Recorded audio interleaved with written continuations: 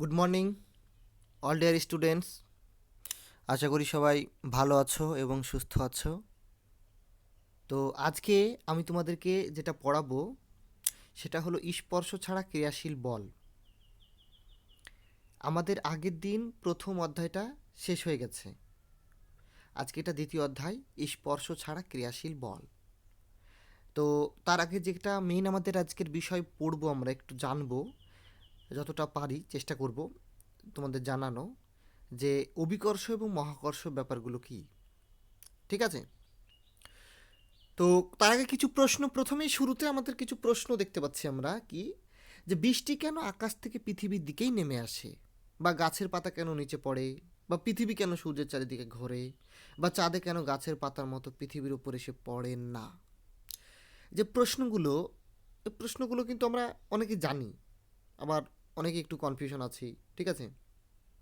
তো এগুলো সব কিছুই ঘটে অভিকর্ষ এবং মহাকর্ষ বলের জন্য। কিসের জন্য? অভিকর্ষ বা মহাকর্ষ বলের জন্য। তো এই জিনিসগুলো আমরা আগের ক্লাসেও জেনেছি। আমি জানি না তোমাদের কার কতটা মনে আছে। তো মোটামুটি প্রতিটা ক্লাসের পড়া তোমাদেরকে একটু বলে রাখি যে প্রতিটা ক্লাসের জিনিসই আমরা উঁচু ক্লাসে জানবো একটু ডিটেলে। তাই আগের ক্লাসের পড়াগুলো সব কিছু ভুলে যেও না, মোটামুটি মনে রাখার চেষ্টা করো। তাহলে পরের ক্লাসে সেই জিনিসগুলো পাওয়া যাবে, তবে একটু ডিটেলে, মানে আর একটু বিশাল বিস্তৃতভাবে তুমি সেগুলোকে জানতে পারবে তোমরা। ঠিক আছে? তো এই ব্যাপারগুলো যে আমাদের পৃথিবী সূর্যের চারিদিকে ঘুরছে, তার পেছনে কারণ কি? তার পেছনে কারণ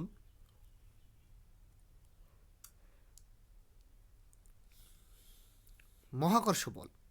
তার পেছনে কারণ কি? মহাকর্ষ বল। তোমরা অভিকর্ষ বল সম্পর্কে জেনেছো। অভিকর্ষ কি? যে বল দ্বারা পৃথিবী তার সমস্ত বস্তুকে তার কেন্দ্রের দিকে টানে, সেটাকে আমরা অভিকর্ষ বলি। এটা তোমরা সবাই জানো। ঠিক আছে? বা আমরা আগের চ্যাপ্টারতে অভিকর্ষ সম্পর্কে একটু জেনেছি, যেটাকে ওজন হিসাবে আমরা কল্পনা করছিলাম। ঠিক আছে? আচ্ছা, এই জিনিসটাকে আমরা স্প্রিং তুলা যন্ত্রের সাহায্যে মাপলাম। আগের চ্যাপ্টারটায় আমরা কিন্তু মাপলাম, আগের অধ্যায়টায় আমরা কিন্তু এটা মেপে দেখেছি, যা দিয়ে কোনো বস্তুর কিন্তু ওজন মাপা হয়। ঠিক আছে? তাছাড়া আমরা এটাও জানি যে আকর্ষণ বল মহাবিশ্বের মহাবিশ্বের বা বিশ্ব ব্রহ্মাণ্ডের, আমাদের এই বিশ্ব ব্রহ্মাণ্ডের বা মহাবিশ্বের যে কোনো দুটো বস্তু কণা তাদের সংযোজক সরলরেখা বরাবর একে অপরকে আকর্ষণ করে। এটা স্যার আইজ্যাক নিউটন আবিষ্কার করেছিলেন বলে এটাকে এটাকে তিনি বলেছিলেন যে এটা একটা মহাকর্ষ বল। ঠিক আছে? এই অভিকর্ষ কিন্তু স্যার আইজ্যাক নিউটনের বিখ্যাত আবিষ্কার। তাহলে মহাকর্ষ বলটা কি? যে মহাবিশ্বের যে কোনো দুটি বস্তু কণা, অভিকর্ষটা আগে বললাম যে পৃথিবী যে বল দ্বারা তার প্রতিটি বস্তুকে নিজের কেন্দ্রের দিকে টানে, সেই বলকে আমরা অভিকর্ষ বলি। কিন্তু মহাকর্ষটা কি? মহাকর্ষ হলো মহাবিশ্বের যে কোনো দুটি বস্তু কণা এবং পৃথিবীর পৃষ্ঠেও যে কোনো দুটি বস্তু কণা। মহাবিশ্ব মানে কি? এই বিশ্ব ব্রহ্মাণ্ডে যত কিছু আছে সমস্ত বস্তু কণার মধ্যে একটা সরলরেখা বরাবর, সংযোজী সরলরেখা বরাবর, হ্যাঁ, একটা আকর্ষণ বল কাজ করে, যেটাকে আমরা বলছি মহাকর্ষ। তো এই মহাকর্ষ বলের মধ্যেও কিন্তু অভিকর্ষ বলটাও কিন্তু একটা, মহাকর্ষ বলেরই একটা অংশ হলো অভিকর্ষ, মানে অভিকর্ষ বলও কিন্তু মহাকর্ষ। ঠিক আছে?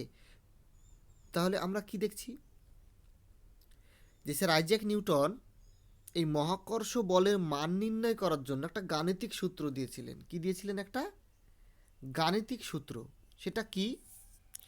দেখো, এফ সমান জি ডট আছে, দেখো ডট, এরকম একটা ডট চিহ্ন আছে, আসলে ওটা ডট নয়, ওটা গুণ। ঠিক আছে? এটা হলো গুণ। তাহলে এই সি, এই দেখতে পাচ্ছ এখানে জি গুণ m1 × m2/d²। আচ্ছা, এটা থেকে আমরা কি মাপতে পারবো? আমি আগেই বললাম যে স্যার আইজ্যাক নিউটন, বিজ্ঞানী আইজ্যাক নিউটন কি এফ সমান, এফ যেখানে মহাকর্ষ বল দ্বারা আমরা সূচিত করছি, এফ এর মান আমরা বের করব কিভাবে? যে m1 m2 দুটো বস্তু, এই m1 এবং m2 এই দুটো বস্তু, সেই দুটো বস্তুর মধ্যবর্তী সংযোজক সরলরেখার দূরত্ব হলো ডি, এবার ডি এর দুটো ডি গুণ করলে আমরা পাচ্ছি D square, D into D মানে ডি স্কোয়ার। এই টার্মটা দিয়ে ভাগ করে এবং জি একটা টার্ম যেটাকে আমরা বলি ধ্রুবক, সেটাকে কি বলি মহাকর্ষ ধ্রুবক। জিকে আমরা কি বলছি মহাকর্ষ ধ্রুবক। এই মহাকর্ষ ধ্রুবক জিকে বলা হয় সর্বজনীন মহাকর্ষ ধ্রুবক। এখন প্রশ্ন হলো কি সার্বজনীন মহাকর্ষ ধ্রুবক বলা হয় বা ইউনিভার্সাল কনস্ট্যান্ট বলা হয় কেন? তার কারণ যেমন দেখো, কিছু জিনিসের পরিবর্তন হয় না। তুমি একটা পাত্রে জলকে রেখে দাও, সেই জলটাকে সকালবেলা দেখো যদি একই তাপমাত্রা থাকে, হ্যাঁ, তো জলটা কিন্তু জলই থাকছে, সে জলটা কিন্তু কেরোসিন হয়ে যাচ্ছে না বা পেট্রোল বা ডিজেল হয়ে যাচ্ছে না। তাই অর্থাৎ জলকে তুমি যেখানেই রাখছো, যে পাত্রেই রাখো, আবার দেখো 10টা পাত্রের মধ্যে জলকে রাখো, জলই থাকবে। তাহলে যেহেতু একটা জিনিসের কোনো পরিবর্তন হচ্ছে না, তো ওই জি এর একটা মান আছে, সেই মানটা বিশ্বব্রহ্মাণ্ডের। জলকে তো 0 ডিগ্রি সেলসিয়াসের নিচে বা ফ্রিজে রাখলে বরফ হয়ে যায়, কিন্তু এই জি এর মানটা এই ফ্রিজেও চেঞ্জ হবে না, ঠিক আছে, কোথাও চেঞ্জ হবে না। মহাবিশ্বের সমস্ত জায়গাতেই এই জি এর মানটা একই থাকবে, ঠিক আছে। সেই জি এর মানটা এসআই পদ্ধতিতে যখন পরিমাপ করা যাবে তখন কত হবে সেটা আমি বলছি, তার আগে আমরা এককটা দেখে নিই যে এককটা কি। এই জি এর এককটা দেখো, newton metre square by kg square. তোমরা কিভাবে বলবে? Newton metre square per kg square. বায়ও বলতে পারো, পারও বলতে পারো, দুটো কিন্তু একই। এন মানে নিউটন, বলের একক কি নিউটন। আর মিটার স্কোয়ার মানে কি? মিটার স্কোয়ার মানে মিটার, মানে দৈর্ঘ্যর ক্ষেত্রে বোঝা যাচ্ছে। ডি, যেখানে ডিটা দেখতে পাচ্ছ, ডি বস্তু দুটির মধ্যে সরলরেখার বরাবর দূরত্ব, সেই দূরত্বর একক আমরা কি জানি? দৈর্ঘ্যের একক আমরা জানি মিটার।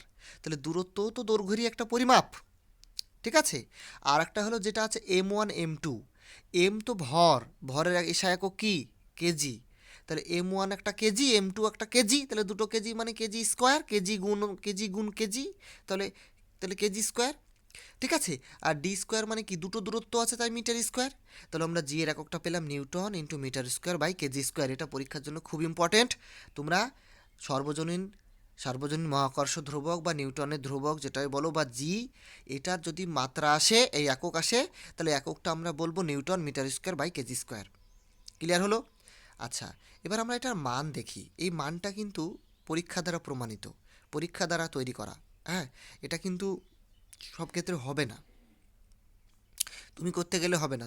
তুমি এম এর মান একটা বসাও, তুমি ডি এর একটা জাতামাতা দূরত্ব নাও, কিন্তু এফ এর মান কিন্তু তুমি যদি জাতা নাও তাহলে কিন্তু হবে না। একটা নির্দিষ্ট পরীক্ষা করার ফল পরে আমরা যে ডেটাটা পেয়েছি, সেই ডেটাটা হলো এইটা। এটা কি? 6.67 বাই 10^11। এই 10^11 মানে কি?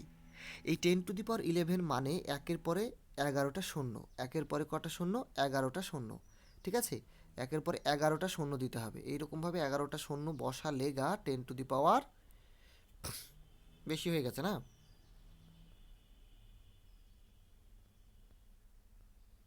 আচ্ছা, 1 2 3 4 5 6 7 8 9 10 11। এই 11টা শূন্য যদি বসাও তবে হবে 10^10 এর মাথায় 11। বোঝা গেল? তাহলে আমরা কি বলবো? জি এর মান কত যদি আসে 6.67 10^11, কিন্তু তার সঙ্গে এককটা বসাতে হবে। এককটা কি? আমরা আগেই জানলাম, এককটা newton metre square per kg square. Okay, তারপর দেখো, এছাড়া তোমরা ভূগোলে যেটা পড়েছো কি, যে একটা বস্তুকে যদি তুমি 11.2 কিলোমিটার পার সেকেন্ড, আচ্ছা এটা মানে কি? এটা মানে আমি একটু বলে বলে দিই তোমাদের, যে 11.2 কিলোমিটার পার সেকেন্ড মানে বোঝাচ্ছে যে 1 সেকেন্ডে কোনো একটা বস্তুকে যদি 11.2 কিলোমিটার বেগে তুমি ছুটতে পারো, সাধারণত আমরা পারবো না, ঠিক আছে, সাধারণত আমরা এটা পারবো না। 1 সেকেন্ডে 11.2 কিলোমিটার বেগে আমার দ্বারা সম্ভব না। একটা যন্ত্র আছে যেখানে এইরকম বেগ তৈরি করা হয়, সেটার নাম গাইগার মুলার কাউন্টার, ঠিক আছে, গাইগার মুলার কাউন্টার। তো এরকম যন্ত্রে আমাদের এরকম বেগ বা ত্বরণ সৃষ্টি করা হয়, ঠিক আছে। এরকম বেশি পরিমাণে ত্বরণ বা বেগ সৃষ্টি করা হয় যার মাধ্যমে বস্তুটা প্রচণ্ড গতিশীল হতে পারে অল্প সময়ের মধ্যে। তাহলে এই বেগটাকে বলা হয়, এই বেগটাতে যদি আমরা ছাড়তে পারি, হ্যাঁ, সেরকমভাবে যন্ত্রে ছাড়া হয়, সেরকমভাবে যদি আমরা কেউ ছাড়তে পারি বা সেই যন্ত্রই ছাড়ুক না কেন, সে কিন্তু পৃথিবীতে আর ফিরে আসবে না। অর্থাৎ পৃথিবীর যে মহাকর্ষ বল বলো অভিকর্ষ বল বলো, সেই অভিকর্ষ বলের বাধা কেটে সে পৃথিবীর বাইরে মহাশূন্যে চলে যাবে। এই যে বেগটাকে, সেই বেগটাকে আমরা বলি মুক্তিবেগ, বা ইংরেজিতে বলা হয় এসকেপ ভেলোসিটি। কি বললাম? মুক্তিবেগ বা এসকেপ ভেলোসিটি। ঠিক আছে? আচ্ছা, এটা তাহলে আমরা বুঝলাম। ঠিক আছে, তারপরে চলো দেখি কি আছে। এবার দেখো যে এই ব্যাপারটা আমরা আগে দেখলাম যে এফ সমান G M one M two by D square. ঠিক আছে, এখানে দেখো বস্তু কণা দুটির ভর এম ওয়ান এম টুর কোনো পরিবর্তন ঘটছে না। মহাকর্ষ ধ্রুবক জি এরও মান স্থির। তাহলে G M one M two এর কোনো পরিবর্তন হচ্ছে? যদি এম ওয়ান এম টু পরিবর্তন করা না হয়, তাহলে G M one M two কোনো পরিবর্তন হচ্ছে না। এমন অবস্থায় যদি বস্তু দুটির মাঝের দূরত্ব ডিকে ক্রমশ বাড়ানো হয়, দেখো দূরত্ব যত বাড়বে এই ক্ষেত্রে, তাহলে তার নিচের একটা সংখ্যাটা তো বড় হচ্ছে। তাহলে যদি উপরের সংখ্যা দিয়ে ভাগ করি, উপরে ধরো 100 আছে, নিচে প্রথমে 10 আছে, তাহলে 100কে যদি আমরা 10 দিয়ে ভাগ করি, এটা দেখো যে উপরে 100 আছে, নিচে 10 আছে, তাহলে ভাগ করলে হয়ে যাচ্ছে 10 পড়ে থাকছে। এবার ধরো উপরে 100 আছে, নিচে কিন্তু 20 আছে, তাহলে এবার ভাগ করলে উপরে 5 হয়ে যাচ্ছে, মানে নিচে যত বাড়ছে তত আমার মানটা কমছে। তাহলে আমরা বুঝতে পারছি যে ডি এর মান, ডি মানে কি? এটা দূরত্ব, দুটো বস্তুর মধ্যে দূরত্ব। এই দূরত্বটা যদি আমাদের বেড়ে যায়, তাহলে আমাদের বল কি হবে? বল অটোমেটিক কমে যাবে। ঠিক আছে, তাহলে এফ এর মানের কি পরিবর্তন ঘটবে? এফ এর মান কমতে থাকবে। ভগ্নাংশটি লব, আচ্ছা যেটা বললাম সেটা, এর মান কিন্তু কমবে। ঠিক আছে, অর্থাৎ বস্তু দুটির পারস্পরিক মহাকর্ষ বল এফ কিন্তু কমবে। কখন? যদি ডি যদি বাড়তে থাকে। ঠিক আছে, এমন অবস্থায় যদি ডি বাড়তেই থাকে, তাহলে এফ এর মান কমতেই থাকবে। ঠিক আছে, তাহলে ডি এর কোনো মান যদি তুমি পেতে পারো যার জন্য এফ সমান 0 হবে, কখনো সম্ভব না। ডি এর মান তুমি যতই বাড়াও না কেন, এফ এর মান কখনোই 0 হবে না। একটা কিছু না কিছু মান থাকবেই। ঠিক আছে, কিছু না কিছু, খুব সামান্য হলো 0.000000, হাজারটা জিরোর পর 1 ধরো, এরকম একটা ভ্যালু থাকবেই, একটা মান থাকবেই। ঠিক আছে, অর্থাৎ যে কোনো বস্তুর মহাকর্ষীয় প্রভাব অসীম দূরত্ব পর্যন্ত বহাল থাকে। যেমন দেখো আমাদের গ্যালাক্সি তো কি, আমাদের গ্যালাক্সি আকাশগঙ্গা। ঠিক আছে, তারপরে যেটা আছে, ধরো একটা সেন্টারিও একটা আছে। হ্যাঁ, তো সেগুলোর পাশাপাশি যদি সেগুলোর মধ্যেও যদি আকর্ষণ আমরা কল্পনা করি, কয়েক হাজার মানে কয়েক কোটি কিলোমিটার, তোমরা আলোকবর্ষ নামক একটা একক শুনেছো, সেই রকম আলোকবর্ষও যদি ধরো, তাহলে সেই 6 না 7 আলোকবর্ষ দূরে, মানে কোটি কোটি কিলোমিটার দূরে একটা বস্তু আছে, সেটার সঙ্গেও কিন্তু আমাদের আকাশগঙ্গা বলো বা আমাদের পৃথিবীর সঙ্গে অসীম দূরত্বের একটা কোনো গ্রহের যদি আকর্ষণ কল্পনা করো, মহাকর্ষ বল কল্পনা করো, তাহলেও কিন্তু একটা থাকবে, খুবই নগণ্য সেটা। ঠিক আছে, কিন্তু জিরো হবে না। তাহলে নিউটনের মহাকর্ষ সূত্রে দুটি বিষয়বস্তুর কথা বলা হয়েছে, কিন্তু পৃথিবী, সূর্য, চাঁদ ইত্যাদি কি বিন্দু বস্তু? আচ্ছা, বিন্দু বস্তুর কথা বলা হয়েছে। মহাকর্ষ সূত্রে বলা হয়েছে যে মহাবিশ্বের যে কোনো দুটো বিন্দু বস্তুর মধ্যে আকর্ষণ বল, এরকমভাবে মহাকর্ষ সূত্রটা বলা হয়েছে। তাহলে সূর্য, চাঁদ, এটা কি বিন্দু? বিন্দু মানে কি? একটা ফুটকা, একটা ছোট্ট ফুটকা দিয়ে, ধরো একটা বৃত্ত তৈরি করার সময় আমরা একটা ছোট্ট জায়গাতে কম্পাসটা সেট করি, দিয়ে তাকে ব্যাসার্ধ করে গোল অঙ্কন করি। এই যে বিন্দুটা একটা ফুটকা টাইপের, হ্যাঁ, একটা ছোট্ট ফুটকা। তো এই বিন্দু ভর, এইটা কি বিন্দু? সূর্য কি এত ছোট? চাঁদ কি এত ছোট জিনিস? এগুলোকে আমরা এত বিন্দু ভর হিসাবে কী করে তুলনা করতে পারি? তাহলে এদের ক্ষেত্রে মহাকর্ষ সূত্র কীভাবে প্রয়োগ করা হবে? প্রশ্ন তো থেকেই যাচ্ছে। আসলে বিন্দু ভর মানে সেইটা না, আসলে বিন্দু ভর মানে কি বলো তো? সে যত বড়ই হোক না কেন, ঠিক আছে, ব্যাসের তুলনায় অত্যন্ত বেশি হয়। দেখো ব্যাপারটা বলি, তারপরে আমি বলছি। দেখো দুটি বস্তু, আমাদের বইয়ে লিখে আছে কি, দেখো দুটি বস্তু যতই বড় হোক না কেন, তাদের মধ্যে দূরত্ব যদি তাদের ব্যাসের তুলনায় অত্যন্ত বেশি হয়ে যায়। দেখো একটা পৃথিবীর ব্যাস কত? পৃথিবীর ব্যাসার্ধ হলো 6400 কিলোমিটার। তাহলে যদি ব্যাস ধরে 2 দিয়ে গুণ করে দাও, কত হবে তাহলে? 12800 কিলোমিটার। এটা তার ব্যাস, পৃথিবীর ব্যাস। কিন্তু পৃথিবী থেকে যদি আমরা সূর্যের দূরত্ব ধরি, ঠিক আছে, মহাকর্ষ বল নির্ণয় করব সূর্যের সাথে পৃথিবীর, তাহলে এই দূরত্ব কত? 15 লক্ষ কোটি কিলোমিটার। কি? কত বেশি, কত বেশি! কোথায় 12,800 কিলোমিটার আর কোথায় লক্ষ্য চলে যাচ্ছে। যদি ব্যাসের তুলনায় এরকম দূরত্ব বেশি হয়, তখন সেই বস্তুগুলোকে বিন্দু ভর ধরবো। এখন বিন্দু ভর কি সেটা আমি বলবো এখন। আসলে বিন্দু ভরটা কি? বিন্দু ভরটা হলো, সেটা হলো যে একটা বিশাল একটা বস্তুর ভরটাকে আমরা কেন্দ্রে আছে বলে ধরে নেব। কোথায়? কেন্দ্রবিন্দুতে। একটা ছোট্ট বিন্দু যেটা দিয়ে, আচ্ছা বৃত্তর কেন্দ্র কতটুকু হয়, একটা ফুটকি তো হয়, সেই ফুটকিটাকে কেন্দ্র করে একটা বিন্দু, মানে কি একটা ছোট্ট জিনিস, সেটাকে কেন্দ্র করে আমরা বৃত্ত অঙ্কন করছি। সেই ফুটকিটাকে, সেই ছোট্ট জিনিসটাকে, সেই সূর্যের ক্ষেত্রেও সেই বিন্দুতেই একটা তার সমস্ত ভর আছে বলে আমরা ধরে নেব। বোঝা গেল? সেটাকে বিন্দু ভর বলা হয়। ওকে, আচ্ছা। আবার পৃথিবী, সূর্য, চাঁদ, অন্যান্য গ্রহ সবই প্রায় গোলাকার। গোলকাকৃতির বস্তুর ক্ষেত্রে তার জ্যামিতিক কেন্দ্র বিন্দুতে ওই বস্তুর সমস্ত ভর আছে বলে মহাকর্ষ। আচ্ছা, এটা তো ঠিকই আছে, আমি বললাম আগেই। ওকে, তাহলে আচ্ছা এবার দেখো, তাই লাস্টে দেখো, তাই পৃথিবীর বাইরে যে কোনো বস্তুকণার উপর পৃথিবীর অভিকর্ষ বল নির্ণয়ের জন্য পৃথিবীর কেন্দ্র থেকে ওই বস্তুকণার দূরত্বকে ডি এর মান ধরা হয়। ঠিক আছে, আমি যেটা বললাম যে কেন্দ্রবিন্দুর মধ্যে দুটো বস্তুর মধ্যে মহাকর্ষ বলের সংজ্ঞায় এটা, যে মহাবিশ্বের যে কোনো দুটি বিন্দু ভরের মধ্যে সংযোজক সরলরেখা বরাবর তার আকর্ষণ বল কাজ করবে বস্তু দুটির ভরের গুণফলের সমানুপাতিক এবং তাদের দূরত্বের বর্গের ব্যস্তানুপাতিক। তাহলে যে দূরত্বটা, এই দূরত্বটা কিভাবে হবে?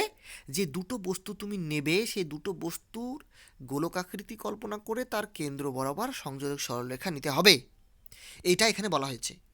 তো আজকে আমি বেশি পড়ালাম না, আজকে ব্যাপারটা হলো এই মানে ব্যাপারটা আজকে বলো তো, আজকে অনেকটা জিনিস জানার আছে, এই জিনিসগুলো তোমরা আজকে পড়ো, কালকে আমরা আমরা নেক্সট ক্লাসে আমরা গাণিতিক সমস্যাগুলো পড়বো। ঠিক আছে, আর একটা জিনিস বলি তোমাদের, এই আমি যে ক্লাসগুলো এই চ্যানেলটায় ছাড়ি, তো ওই চ্যানেলটা তোমরা সাবস্ক্রাইব করে রাখো, যারা পরে ক্লাসটা দেখবে, পরে নোটিফিকেশন যাবে, নেট অন করলে সেটা তোমরা দেখতে পারবে। ঠিক আছে, আর আমি তো ক্লাসে তোমাদেরকে লিঙ্কটা দিয়েই দিই, আর যদি কারো যদি অসুবিধা হয়, আগের লিঙ্কগুলো খুঁজে না পাও, তাহলে কিন্তু আমাকে বলবে, আমি কিন্তু তোমাদেরকে সেই লিঙ্কটা দিয়ে দেবো। হ্যাঁ, আচ্ছা, আজকে আজকে তাহলে এই পর্যন্ত, সবাই মন দিয়ে পড়ো, ক্লাসটা করো।